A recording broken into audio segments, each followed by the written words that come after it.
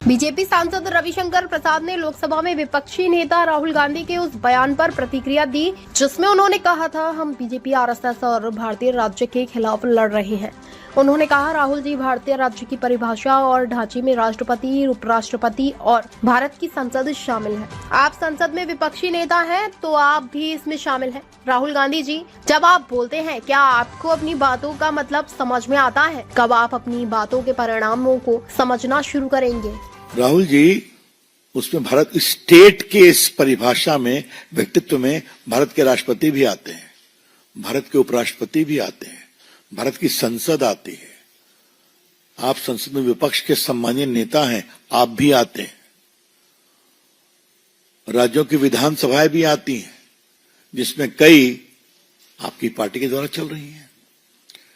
इस स्टेट की विचारधारा में सुप्रीम कोर्ट और हाई कोर्ट भी आता है, जिसने कई बार आपके अनाप शनाप बकबक किए कमेंट पर जो डिफेमेशन सूट चला, उसमें आपको राहत भी दी है। और इस स्टेट में आप भी आते हैं, पत्रकार, मीडिया। बाकी मैं संस्थाओं की बात ही नहीं करता, उनको तो खुदा खुलेआम गाली बढ़ते रहते हैं। राहुल गांधी जी, आप कुछ बोलते हैं तो समझते हैं कि आप क्या बोल रहे हैं? आप समझना कब शुरू करेंगे? कल कांग्रेसी राग दरबारी में ताली बजा रहे थे, तो रात में मैंने पटना में टीवी पर देखा। हमने कहा, हो क्या गया इनको? क्या कांग्रेसी